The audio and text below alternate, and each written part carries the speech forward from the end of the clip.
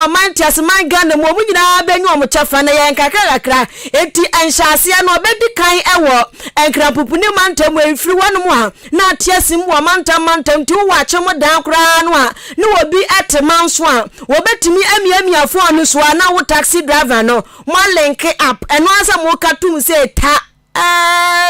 mo katum a eno ane se ekoso santi ebeboa ema taxi driver for sika amu ayedrupa.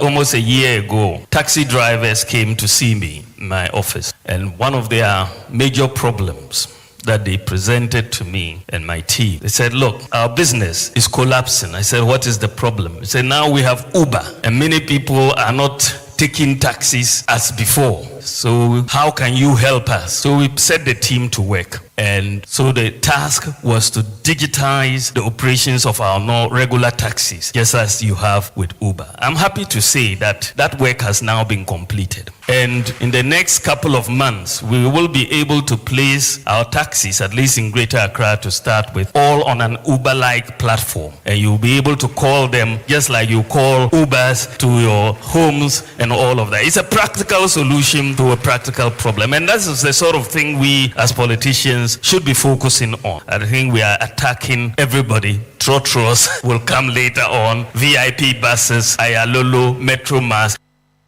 Nipa wotini kai ayagana mampeni abedi His Excellency Dr. Alhaji Mahamudu Bawumia na nuwa chire so taxi driver foni bi asam no muso musen. Senyo obi a na wo ebet enim obi no nyina na yakostu obi wa on kostu no obi onu so obi den obi wa on kostu onu obi no tuma yusu American embassy you know me problem make I say a great plan but nyama bi wo ho I was say we should take it into consideration. For example, you say no buy station ha you station passengers na eba but you chin ko passengers no but there's other taxi drivers are omomo outside omo station. I think the idea no dey ba no e good but yen station there MY by betman fever taxi drivers no mu romi kofu awuti wo monkai aya taxi driver fo bi wo madwen kyerɛfa apo fofra eba ya taxi driver fo be yusuo no ehon sankaye no mo so kyerɛ o madwen no kani mampani John Dramani Mahama say o mampani nanado dangwagu fado o the free SHS abe Ghana for dodo na wo na wagadre na si free SHS ne de nkanya hyehyɛ ne nanso kwaya aban ne fa so de ba be hye honomo se influence ndi dwuma no osano na ankoye eno nam so amakane mampani John Dramani Mahama say emprempren ko free senior high school mu a ba bia nkwadada enuane wo mu di ene ne ma do bebre honoma enkoye etochema papa we nam so mapanyini di atudwa kire say nyame na dom ne so san be ye Ghana mampani bi ma free SHS no obeba be ensakre bebre ewom na aboa ama Ghana asuafo no enya wo masua papa osinto so school kwaninti awufo bi honoma na eye ne da matezane ba no de nyankopon de aduanum mpo yade pam cross de bi ko school de nyame de aduanum aye so obebie business obetuto gari betonsa be kaka nyama kwa nkrane abrochi a osi de bi ko free SHS obuon ma adoma chede nyame de che no aye tireyi obuon ma ne de tireye obuon ma ne de ehentwi nanso free SHS nti awufo na ye omu dewu ama omu mani na aye say kanja de driving kona ko school no mana ko school afi de wom ko wura school na afi na mo sa kam kai sa free SHS na sa fenyam si etua school fees enwoma ni sika betua no wa obo so £2 enye ya na no na wura John Dramani Mahama say enam sa nwoma wani na nti oba no aba be yen sakaye aboa mawofo enwo ato wo mo. Free SHS is not working properly. Benefit is supposed to give the parents, they are not getting. And I can tell you that today, the money we're spending on our children to go to school is far more than when we used to pay school fees. And when the children go to school, you'll be surprised. In 4 weeks, they are back. And you ask why? Why are you back so early? They say, oh, this traffic light system. They say we should come so that our colleagues too will come. We're going to repair the free SHS, make it better, and create the situation where when school reopens, all our children will go together. And when they vacate, they will all come back home together. When you get to the hospital, they ask you, are you paying cash or you are using NHIL? If you are using NHIL, they let you sit in a different place. Then those who are paying cash will go see the doctor, collect their prescriptions and things and go. And then you, the NHIL, after that, they'll call you to come. And when you come, even paracetamol you won't get. When NDC was there, you get cough mixture, you get painkillers, you even get antibiotics. And so NDC is going to come and make it better. Wey Ahenkan mampani John Dramani Mahama osanso Prince Obetu Franka ama NDC amanyoko no. Abusia kwa pia mu NDC amanyoko ni mu anya asem ketwa. Enya John Dramani Mahama enena mu awo obontoyi. Eni owura ba kwa no so peso tu Franka de mama nyoko Dr. Kwabena Dufu no so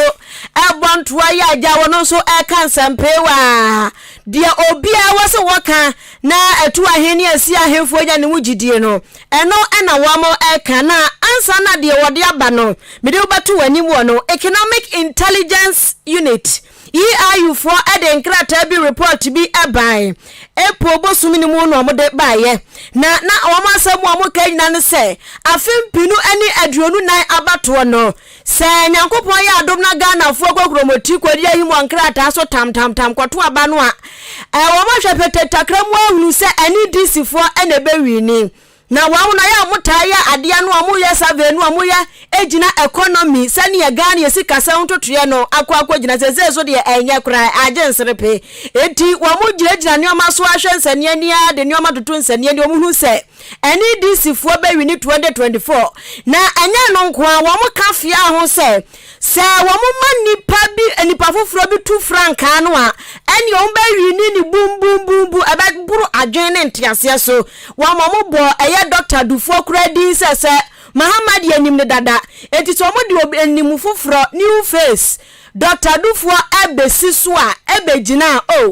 anka wini ne dia bekwa mo dada nanso ka bekwa basahare so bekwa hyew pa be ya obi anwanwa beju obi ansem enti sa report hu asem aja abeto dwa na nam so a papa yi mekire Dr. Kwabena Dufo so dia tu dwa ya wo kire mu se wono no wonim dia ntia wo contest ye wonim dia ntia wo so betu Franka e dia ma ani DC amanyoko da ne trimu po nyan se Ghana fo asi apene Ghana fo bra papa tempenten kwa anu nti no peso beje Ghana fo firi ahuyehia mu se si adabum enti epo bia atam ya firi abum aba besi nkonkon so a eyo no nko na betumi adi sa adwuma no what one samso bia mu anu wo kire bi so ono no ne record gu ho ai wa ya adwuma ni bi dada ama Ghana fo nim ni din dada abra na wa yeso afa wo hwe Ghana sika samso no Ghana mampani dada John Dramani Mahama abra so na wono na Ghana sika sami na na bamsi ni si wode tutu ye de nyoma tutu ye magana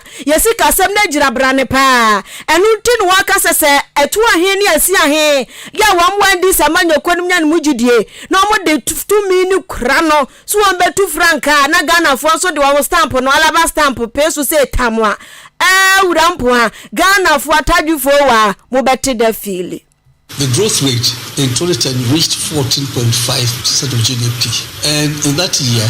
Ghana was registered the fastest growing economy in the whole world. Unemployment came down to 2%, by 2.2 precisely. As a nation, we were able to produce cocoa,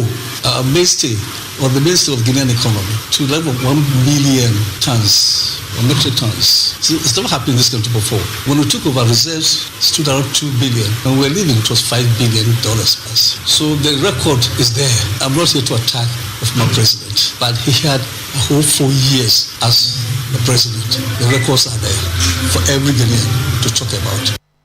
Nipa wuti ni kai wa priasu obetu Franka ediama eni DC amanyoko kanesu afo na wo hwe sikasem so Dr. Kwabena Dufo na ya tie sikasem dia yankosoi omankunku Ghana yede ya hawakoto International Monetary Fund IMF anim se pesika busia $3 billion ye pesa busia na eno ne ya hwa ni mu pia ya twe hwimu ho ya chinze de coronavirus akan foforo no ama ya ha sa mi kanye osofo be de chohwa Ghana sikasem so osanso emrahye ema de hia ewo edwuso abeton peso aso onimnyafo Dr. John Kuma ade atudwa hye Ghana fo nkran se enche ye beti asem de afasika ye pefi IMF nchen die nti okasa ne se ose enche ye bia ena wo mosoma osofo hye Ghana sikasem so onimnyafo Ken Oforiata ena afi governor Emma Bank of Ghana Dr. Ernest Adixon wo mosoma mpenivo mienu ena afi wo makuokwa odobia ekeka wo emwo na tena wiemhyem America Santine wamko IMF empenifo kasem bi se abosoba na majapai enu nti se ya twen ya emma no e wo se ekokobosoma ne pai se ta enu nti wamko America eko IMF atena ekobisem se ebo Ghana de ya wabatu womanim ye pebosia na akwakosi na ochema baabi adnapema akwakodu ni ya nom de ma wom no bibia di adanse se enche Ghana sikabosia pefi IMF ncheno ye nsabeka se sika no oto ane nsam so ka biem se ade ba kwa eya ha adwen pa ene se amaya wuduo bia ne Ghana wonsa woso amaya wuduo bia nim Ghana amaya wuduo bia ne Ghana digwa no akase wo so beji atum na wo mo edi an wadanse a kire IMF na afi de kwanmu bie prom na IMF won sampa Ghana ye de ma ye betua na atumi aye nyina so na wo mo adane sika no edi ama o microncon Ghana nti o se enche IMF sika na ye hwa ni mu no ebesu Yamiado, Minister of Finance and any team, Governor, Nyomon Kika, Omoko, America. Yamiado, Shishaya, Omkoye, Sono, any IMF for Shishano, Ekoye. I could do say, I was say, Amanone, Inkrabudwa, and Yomo, Kitahudino, also Mujitum, Sir Omoba Pneama Ghana, any IMF Shishayano, a car was so modice, and into a civil also Mian, also Modemo, Wayegma IMF. Na, and on a year train, Yamiado. Seni na so akoyie ama enche bia mintimi nka dapotin but ni manimu yas enche Ghana beti asende na IMF radio no so abaso man eni etwagu yei ayodumnyafo Dr. John Kuma ono ene yoso afo be de chohwe Ghana sikasem so Deputy Finance Minister osanso emrahye dwani ewo edwuso abeto ampeso aso nipa ono eneda edon kuma na no ewo Ghana mrahye bedwafie ayonimonyafo Dr. Keso atofo se na watwi mu fra Ghana mabunu Ghana nkwakura Ghana mrewa Ghana akwada ketekete boge kra ya wono se obi ansoro waka na NPP amanyoku a His Excellency na adodan kwa kufa dodi wo manimu ono wo mu hwehwe nuamagum a ya nuama no wo hwehwe gum no sabe ayanioma hu etisa Ghana fo ankatsa wo mutiri hu a any international baba no wo beyi Ghana fo gala sayi bisa ko ra Ghana fo asupa twadwadwo e wo kro wanti wo se ba bia de na dro no e wo se Ghana fo nyina to manugu adusho boy so na ne nyoma bia wo ye no wo hwebu hu akonta onimonyafo kese watofo se etwa ne nsamsu kirekire mu se aban we ya wasisu ono wae na dwe se obekeka nioma bom na esu mu dwanso de ye ni dewu nti no de ya be ya awia bebo nioma na fan yo abade aban we nani nye ho kukuwa mu nioma kwa ena aban we pentin wo ka kire Ghana fo se ebra so se Ghana fo kasa wo mu etri ho na ya beka ya na watwi ya mu ene putuprunhia mu bi kwaso ewa mantiasman Ghana mrahye bedwafie ene no omukro mu resume yo ne ya fra wo muntu omukọ ya no sana ya kwaje bosia mako 7 loans ya kwaje ntiase wo mu mbramba jintum na minority for the ankwamu yamu ankwamu so mo mpe enso majority for ne dosu ntiase otimi fo timi wa wawro kawafo abetinti wamwaje loans mako nso ni nyina da atumu a minority leader tese omunsumu ete asamne ya mo ya pa esanse wamu shada enoso ewo ya mrahye bedwafie ti ana kunche majority fuei amona sempabwa gira gra wamu akwa ji atumu asese eka ya de kadada yasa akwa ji loan ni nyina ya IMF ya disika be ma yentie wase ajejeje ni o ma bitumu na akwa supro etu wase loan ne de wamu akwa ji atum nanso minority fonsa enim. The people of Ghana to hold this government accountable. opposition all this time been doing what we can with the numbers that were given to us by the electorate. But oftentimes, impressions are created as if it's only the opposition that should hold this government accountable. All of the civil society organization, well-meaning Ghanaians, to join us in opposing this government 2019. Because this is a government that will never learn. They will never learn. They are comfortable with the numbers that they have in parliament. They are more than us by 1 or 2. And oftentimes they use these numbers, even though it's 1 and 2, they push their business through. Today they are successful because they are more than us. Obviously, in a normal day, they are more than us by 1, and they will. You need just simple majority to carry this. Nipa wotiri nke wano na ukopie mwabra shebe fia wotua Edom Kumano ano minority leader Dr. Kasiebo Ato Banforsen. Na amanye bia ba betodwa ye na ya nimsam se obenfo kwabena frempon boaten ya biribi atwam na oyosoafo hwe atenaye abodi mu nyansape nimdia soronko ene afi anamonfoforo enwototoye so. Former Minister for Environment, Science, Technology and Innovation. Papa di amanye betodwa fa galamse hu na galamse na amanye ba no oh na emwe pipa papa sanse MPs BDM BPM onimnyafo kodjo pon kroma DPM onimnyafo George Kwame Abuade akokom parliamenta asoya na ginetuku a wo mu hwe se ohia buburo so bete wo Ghana okan bi osan so ye MP ewo asenema so across district okan bi galamse bai na ni di tem ana afi owura koda ni din dam ana afi na nado dangwa guford nankasa onu su din pm empenfo bebri na manye ba beto dwanom se yesi de obeyo ayi abobeka no funtume mampa say yes hu ento mampani na nado Vanguard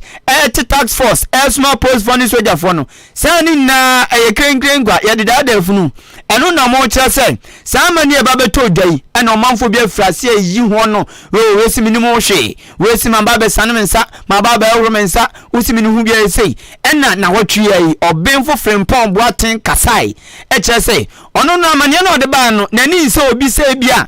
obi begu obi na obegu obi animase ana oba be ho obi odabi na emom ne botae ne say yetu galamsi ase sede na nado kano no saade weni na bebam na afi abaye twam kabea na aboa pa oto ne nsam so ana oche say eviti ase no na abro ye osoafo no o oboa pa ne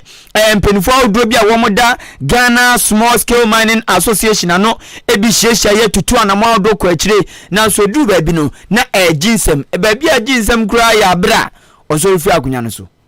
we say share adwumase no na obi an say Ghana Small Scale Miners Association wo mu na o chese wo mu sasase no yese nsuo no yese kwaye no nti aban ye say ye no mu link ta ho wo mu ti na sa man ye suspend for 1 year and ye share wo executive no ye bu sam say dey how ne hamo dey say ne betima aboa mo nka say be sem adwuma kan be so ne betima aboa mo eno wo say ye ti hoyi wo ko pe permit a che wo kwa no akọ register bia afi mfie mienu mfie num mfie du bi ko wo sanka wo so sanka no awura wo no pe ko no akọ bibia ompe ye develop software bi e friend Galam Stock ya ye share ne say so bi Communals Commission na so compare licenses no emre no wa mu no process no be trigger ewo EPA Water Resources Commission and a Forestry Commission they just say any bosomi sakra no nya wo permit and share no and afen so omo so munim say sia man no ti dey move 4000 pim9 akọ takwa school man say omo chiro nti ewie ase nyina ewie no let say small scale man say ye omo hu de oso mo yomodwuma na no chire no and na hu say bi akasikfo bi so di chire kan no scavators a pefo bi di animu ya chire ni manema nti eno na dey problem ba ebre no Ahenkan FM. Eni amuti ye eye book mu Anas Aromia Anas. Owura bribi atwam na oyo soafo hwe atenaye abodi mu nyansape nimdie soronko ene anamonfo front to ni na so Environmental Science Technology and Innovation former minister onimnyamfo obenfo kwabena frempon boaten na galamsa amane abetodwa no ena na wotwe mu opone ho kakra kire yen kane suafo na wo hwe enkwada emane wo mu yedie nsam so former gender minister ewa NPP amanyoko no abreso eya maame otiko afisa jaba na wotwe mu odi tudwa ya no wo kire mu e kire aban ya wotiso ono ane nkofo kukurudu fellow crocodiles for so wasra wa mu a wa mu mom ho so na eya agi agu konkonte si trogo so e ka jege se o mane wo so chan asase wo so asie wasi se bra ye wo bunya brepa e chance wo COVID-19 mu chance Russia ne Ukraine for the asia ni pre ekontoko ebi awoso aka yen etu odi asem wa Kenya ne se abawe ono ane nkofo anti ose Ghana fo esu etwa dwadwo a wasaban no etie wo mo esufre na wotie Ghana fo ye pa no ye Ghana fo busade edema wo mo woto ane nsam so biemu anu wo kirem se afimpinu ane aduonu 2020 abato na ye koye no de antia NPP amanyoko ni di nkunim ya obia ntimi anka ho na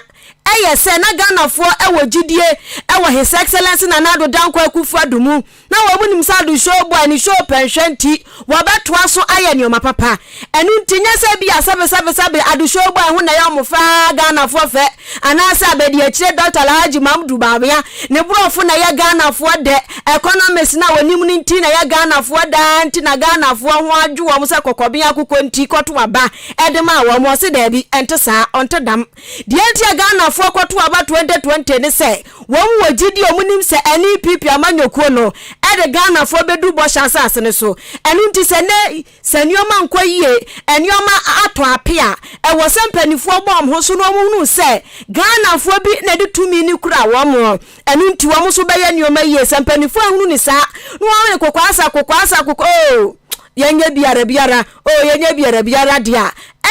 any people for mu bakwa da kam na mu ntam papa was out one and seven so bia was na se obete yes breaking the 8 was wo mu nya eka esan se Ghana fo no bakwa akoto aba no ehunu ade papa bia was wo moto any people for so a breaking the 8 no ebeto nsuom chon. I'm so passionate about Ghana that anything that I'm doing that is about Ghana, I can't sleep until I achieve it. And that is my worry with my government, that it is the best government for Ghana. And by the grace of God, 1 million votes, we were brought to be the government of the day. Let no minister, what you say, CEO or any appointee think that it is because they are special. It's the grace of God that gives you the opportunity. Why are you a leader? You are a leader to solve the problems. I want to see my government that I believe in to set up. It's not about breaking the 8. It's about solving the problems of the people of Ghana. That is why we are elected. I have nothing to be peeved about. I have so much joy for my party. And I'm very proud of them. Achia emuye, but we must be serious. And so the appointees, the ministers must understand that it is a privilege to be in this position. You will never get it again. Out of 30 million Ghanaians, you have been offered the single opportunity to take Ghana to the next level. Let's die trying. Let's put in the structures. The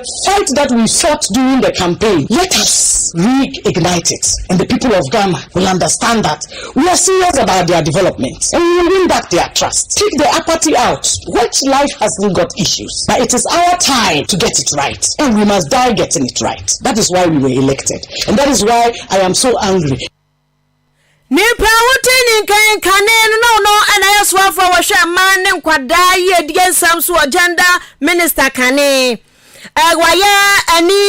PP emadon frafo kura penti MPP amanyoko no wote ase timu pa timu sania wo fili party no anyasam ke 20 no de ayawhihie ekasa sa no maame otiko afisa jaba ene etene nka no eye over the week Kasiebo asugusu tie ewo Ahenkan FM what wasum bomodian for adwenkyerɛ fa 0594 841044 0594 841044 text message and WhatsApp matumebo pan mayin baako ase abnase abibimo no onno yi baako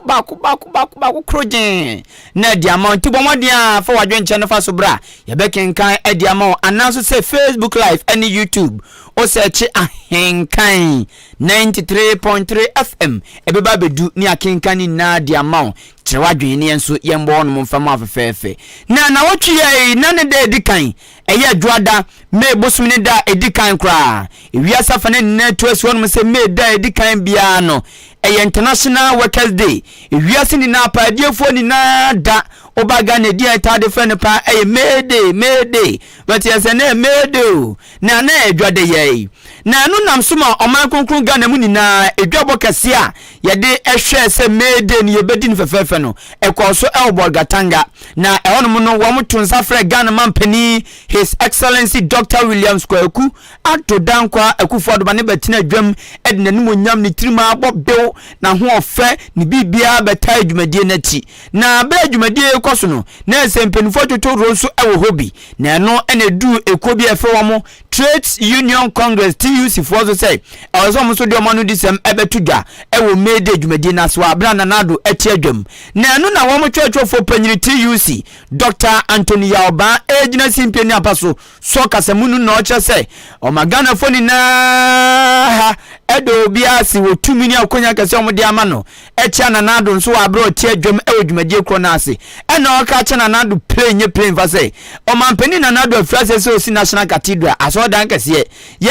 empo so kokron koton ade na say eye na unya babi kro na tumi asa so kokbo mpa no akoda obi anya o hwe sanse yo mamu ni na dia eno na panyini kire say sa National Cathedral yo mampeni si osia ene kura ebua kama hu sikasema bebre ebia yira ne de keka hono o ka che mampeni so obesa nada enkabe ya nko nya sa National Cathedral no na ondane ne nya no ayansa bia kese ne amfanji nipa nkomom eno ne ensusuhu a owura Dr. Anthony Yaoba editor mampeni anim wa abra mede dwumadie koso e obol gatanga. The reason Ghana has had to seek IMF support almost every 3 years is largely due to the flaws in the way our economy has been managed based on the neoliberal free market ideology. We have to change the situation ourselves as Ghanaians. We believe strongly that government can lead us out of this crisis, and the government can do so by cutting expenditure on non-essentials, including the need to stop spending our hard-earned revenue on a national cathedral. The president has always said he wants to create another Notre Dame in Ghana so he can attract a lot of visitors. But we disagree. In fact, comrades, it will be better to convert the project into a national hospital. Mr. President, you can also reduce the size of your government. Ghana has too many ministers and deputy ministers. Enada no njoso mampeni nnemebu onuma otam Ghana etuo no musika tax no tam di wurewurema esuni mfaso bia kache na no job na si plane ote we nya phone na be ka ze line munye o kache na manete kama so nyai ena oye mfanton se National Cathedral say ehun hia so san tam Ghana taxpayers money eduko onfanye ayansabia anya ebe push yebeje awo ho na aboa amanipa nkwankoso we aye twetwefo panyini emma TUC ekuo no owura Dr. Anthony ba ena motene no na asem kro ya ho ena defenders ne ba ko deputy communications director Emma NPP amonyoko no owura ya preku enso che se hwe TUC for asema mo ka no say National Cathedral aso de mampeni no yenda ne nya na yarsabia osi wo nim de wo mo ka asem no mo ka no ono no ya preku de ode atofo matia so chimni nan kwabo atuagu National Cathedral Labor Union si yemfanye National Hospital enya asembone sabi o man no sikasem no ba bia ye gina nti na ye nuanom no susu se yenyai cathedral na ye sini ne yemfanye hospital ana se enye ehunhia se ye sika na eni ho a o ga se yemfanye hospital a eno de he na sabi ye beka kofa sika no de aba ye se sika na eni ho a enye enyina so enough enye enough grounds to demand that yenyai cathedral na yesi no emfanye hospital and now your hospital no unyes kan fanye because we see 111 and can kayen hospitals so e tira wo say aban we nya ban a e ba no ya pomodin nsem a obetoto na se odwen se SSC hospitals nti ma ban nya bibi fufuro bi ya ye di a tire sha de na sa bibi na schools kra ye nsi o because be ka say hospitals nkwan de ehia ya nya nsuo because be ka say hospitals nkwan de ehia ye sa ne man ensese ade fufuro a tabio eno nsusu be boa okwan bi so no ya turi nyina atwene we a deputy communications director Emma NPP amanyoko no owura yaw preku abusia yankwa yanimu a green Ghana dwumadie bi ahyaase afi atwa mu ahyaase ewo manti aseman Ghana mu ane yeduadua nua ya trimupone se yebubu nua ne nyina ye be kire ba bi ya be home afrie home ye no ya bebrenua afri enuam na eba nti se bubu nua ni nyina hemfa ene ye behome afri nti ene ye duadua nua no a na 2020 dia kwaso 2021 dia kwaso 2022 ye bi ana 2023 so ya pa hontama ya Green Ghana Day sika pewa amude ehyebu no abusua enye sika ketwa sika bebre ho ha chesa wotia na popo brimbrim utri hu kura ebeku kire se sika ni mu odu pa peme sampampa enu nti na obi kura susu sade ne yenya sika edie no enye sika ketwa so da bi omo se edua ehu onfaso pa ya wo se edua bi na edua no se ye edua ene ehu hyehyɛ ya dɔso pa asoya wonum ene hwɛ ensase ne obo ade ne paso hyɛda ede ho ensam betu dwa kyerɛ kwan ahodoro won befa so edua no na edua na ebu wonum mo yɛ ankura bi mo yɛ asoya bi am kɔgye dua ne bia na makɔ akɔdua omo hyɛda kɔ epom forest ahodoro mu su kodua bia na aboa suku ahodoro mu ya kɔ akɔdua ne egugu so na aboa ma dua ne atimi anyin from na edua ya ka ho asɛm a edua Green Ghana enam so ama bibia ne he na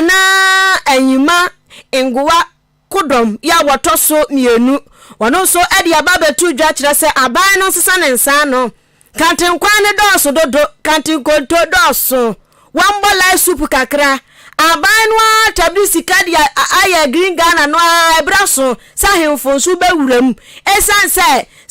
sabi ye dua nua no aye ntena office ne dua ye ba fuom ye kɔ achichichichi nananom anaso ɛna wamo sase yakwa akɔdua nua no woso etiaba ne sɛ ye dua nua ne yayi ahemfo afiri mu a na nananom andi ne ye kura nti on de na samu a waka nyina ye tiawa tintintin ni tiatia nyina no sɛ Green Ghana no yamfa ahemfo wuram na ahemfo ne betimi de omani ko atwura wisi a ehune santam adi a kyerɛ sɛ edua no enyi ana sɛ ehye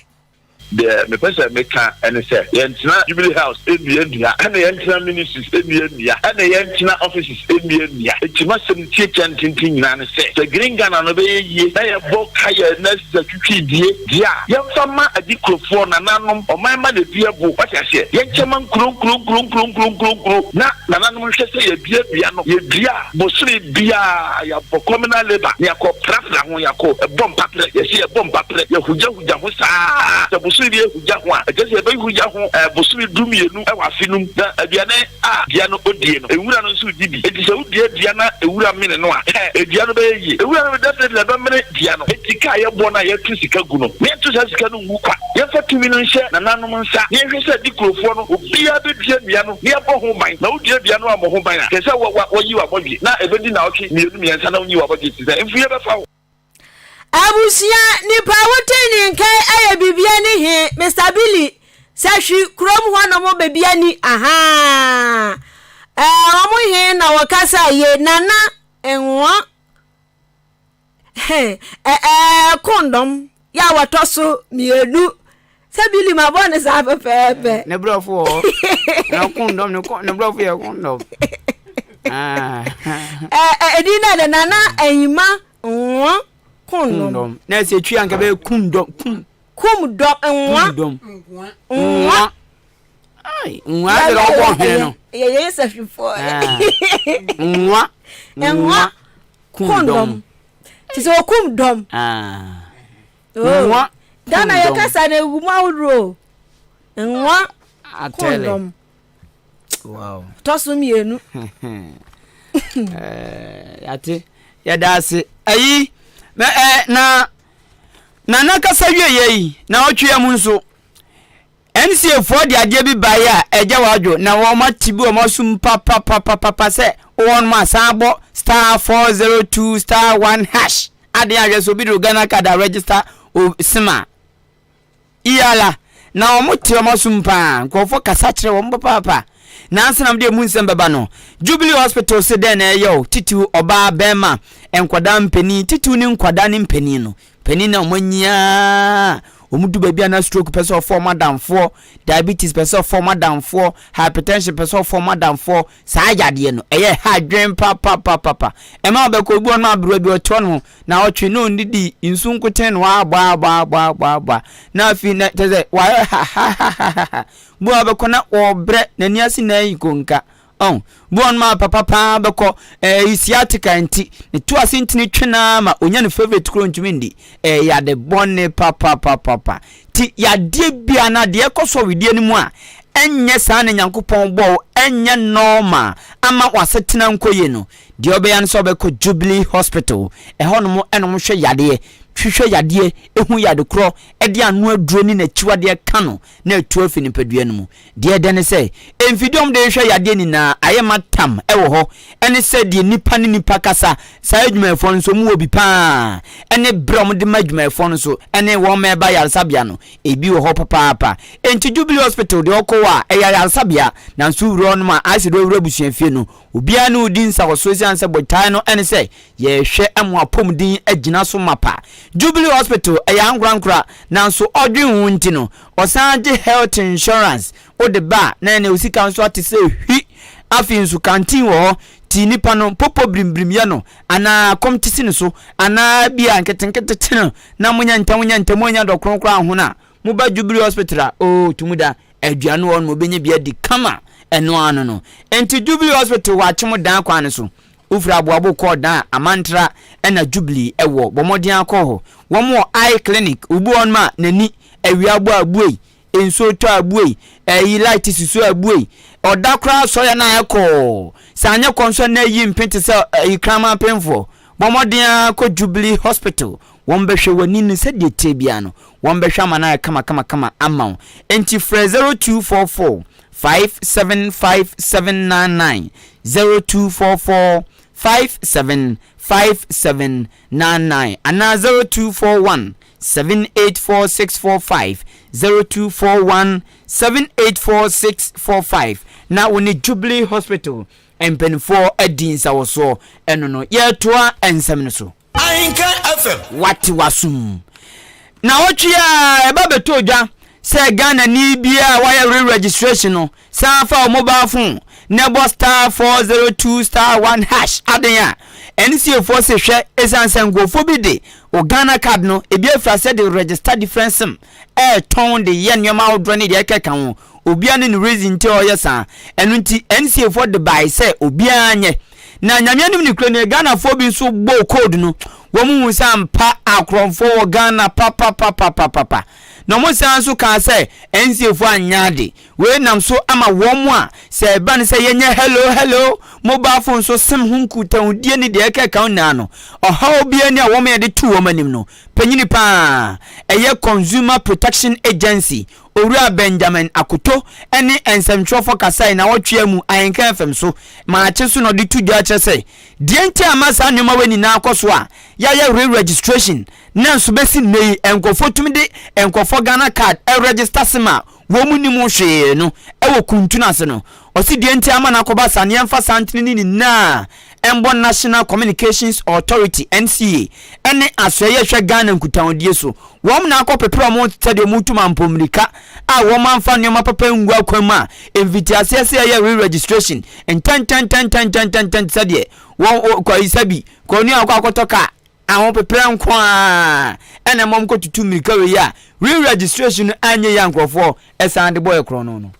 process of the share from the beginning no the movie who say ka omunya aboche e border consultation if possible put and commodate other forms of IDs account who ke boa chain said there no Ghana card kitia akofa problems na aba yesan gina de bia yigine there are more complaints and anywhere motorcycle stations never reporter ni who was very disturbing obi wa said you nam ne baby we need the bia the next no Ghana card register 17 SIM card 17. It is a system you can be better. How do you even get yourself off in the first place? This is not what I call service providers back who are normal want to because the catch no one in terms so no to me a factor no be number no be no be you who be a system you because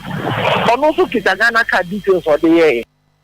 No, we a penina oko Consumer Protection Agency. As here one major man for how no on the tiano Owura Benjamin Akoto enuachi we na suma nsem kro ye kwanchefo panyin otua consumer and corporate affairs e national communications wo mso ba be ya no se enyoma course na nkofo zu twaboye pa na nadufie asamwa bonsu badu eya no se re-registration omo ye ne de mfom so bia ni hu ti se ngofo bi na yi akwekura ka isia se wo man fan to tell pan welcome oso da bi mfom so bia ni re-registration hu na mom afi na nyoma na enye wo mu no wo mu pia frim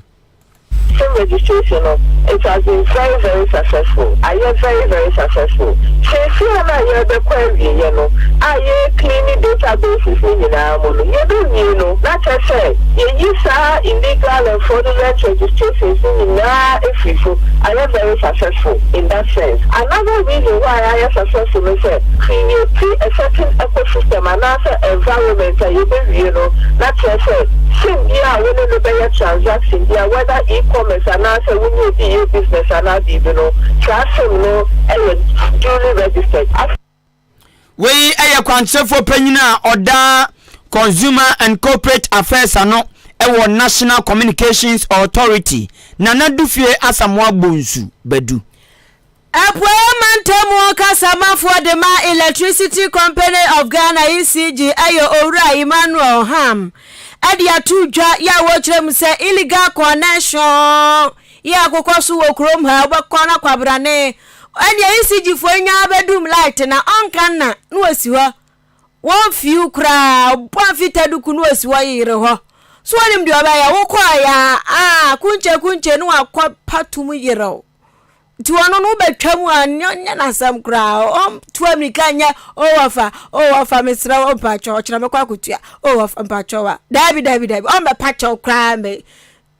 enwa ne se wo kwa ya wo be patum ho enti safo no me illegal connection no na Owura Emmanuel Ham se wo se etu amoso sa wo krom ha se no nti ho behia se konkonsa die no ebedo pa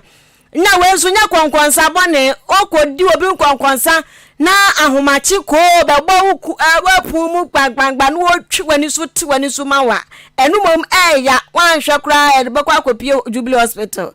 eno sa no jai nkokonto kwankodi obi kwankwansa ne ya mebo ahomachi kokko obi wasem ma yammo tese na adwuma foforo aba ne se di kwankwansa sabe nyansem we no eya kwankwansa papa obua o man no obua ECG fo ema ECG fo ajejiwa musika enti mantemwo na wote no munya akwankwani asetena ehwo na kwankwansa pe wa asumasi betwam na ne slit no wa pechre no mzia matric Jesus ona ekono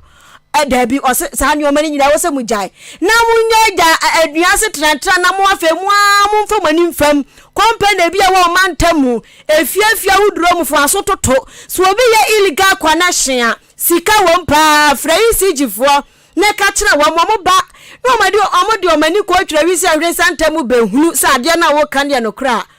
usika mo de be ma calculate ni pepe nyomo kwaje wo ho no wo me calculate wo de e de amount ya we ye adwuma papa ya betumi aboa ma oman no akwa nanim ho Owura Emmanuel Ham atwa ne nsamso biemu anu ochirem se wonom ahyeda ateba som ko bia se kuo no ehwe ebo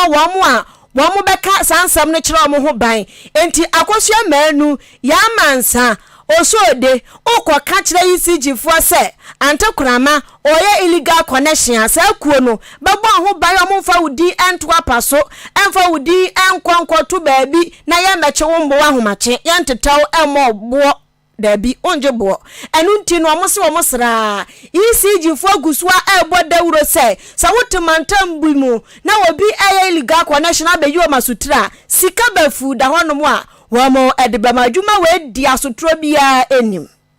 who say ubi aye illegal connection and as a nipa ne fa kwan bi so a also kania enfam na kwan mu obeyi asitia yebeko ni akoye die yebeko akoze ni aya assessment ni aya recovery nti no recovery bia yebeye ewo ho yewo informant compensation bia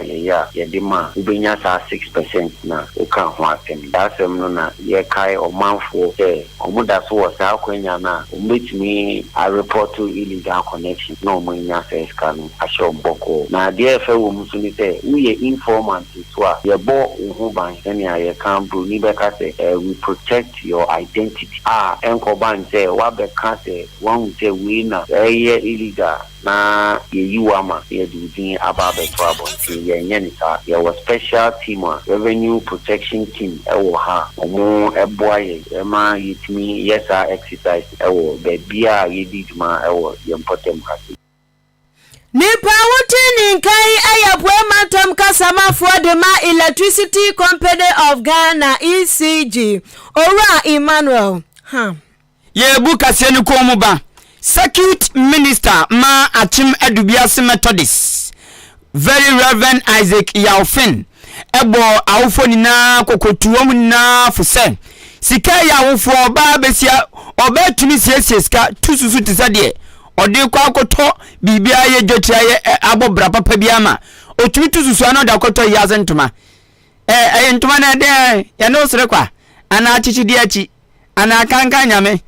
bebusa tontoma ni na bi ena sofu yire se sika na ya ma awofo titu ma no mode to ayase ntoma no nyai na mfa nhwe moma e school na no ena nhira ne nkanko ne mfa so papa e wo na munya yase ntoma beberebe na ya moto no school fees on chia nanso eyi bakroma eyi ntoma biara efano ho obechabi azo na yesikacha no yes eskancha na school fees on yes kan to books manaba nti yamma nya no fran one nyama titire hia won na won masia botumato mpon eyi ayan ye potato howie na yamma mofre wa atsia eyi ayan na wentuma nkon kanya fotolo bata hokpa enye dwuma biara nti ti yamma nya mofran won wo masia fitiati that is basic level no eyi ayan yamma won we hia ze wo ma we hia yan tama won yamma we zibanzi yan hwe won ndemo sadi asa abofra no wa ba bada owofu bi wa ha onye bebia ne kwan da aboko akohwe se o ade asa ogban wa bada na nsina ne yefi do akohwe ne ba bebi oda de ne ba wa bada na ni sense nyina ide enna na eja bi asabe ye nyina ida namba akum enti se o enyi me sa ye na sabofra no wa mbada eja emfa no ho osane eja hunde anajen o ne fa huti Circuit Minister ma Achim Edubiase Methodist Very Reverend Isaac Yaufin ena motene no yamfa manfo adwenkyere embra Facebook na megina Emmanuela okay mama nka Emmanuela dina esosun de ewiachi ana ebe ewuachi Emmanuela ewuachi oi wodi ade bia toa no mo je wa feel Kasiebo ne twini mu se ya ena Kingsley so de aba ose nanado opelondo nanado ogilo too much wa nanado din fufuro bi na because mi chin twan ade ba asemni we so ade ne de aba nana akuamo aboate na ose Bawomia Dr. Bawomia oba gidigidi Kasiebo no mu fili nana mensa so de aba se fantastic news yankos wanye ne sa mesha ke champion say great news and great looks. Oh okay, great than outlooks yo. Tachi mensa say Ahenkan Kasiebo didam na atofosen osi atofosen ono so kura okasa dodo okasa too much atofosen okasa dodo honorable Canada Japan wo ba gidigidi honorable Canada Japan ti say MPP for be wini na NDC for be lusu sanso na adwempa je na ko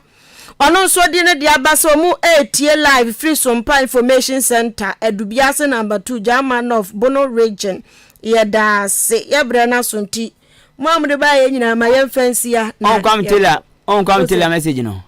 SMS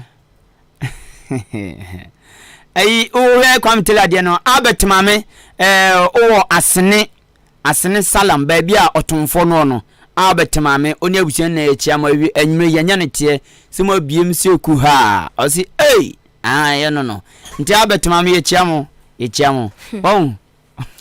Kwame Taylor so pomadio so nwene kentenyo Kwame Taylor no ate ye ko na Kwame Taylor boko de aso wa kire baby o se o oni baby o Liberty no Liberty Station ada no Kwame na kosi di me ko am siti una asihwe una ya trouble for yenti mi kan no ohe na ose we twese abrofo no una ni mudi so kura hu sa akware brofo ni Kwame Taylor ya sua twro na dia wa twro se ade se bitanye mpa nke be force no so ko free SHS was wo kobi na mu a na brofo ne de ye ko DJ Fish wa krado eya mi kokojo na makoto fish they prepare me dish se manya bia mtopreku DJ Fish wa krado ode nyompa beto also enyo ye producer eye Billy Man ono aso na de ko Facebook live and YouTube me din edikwaku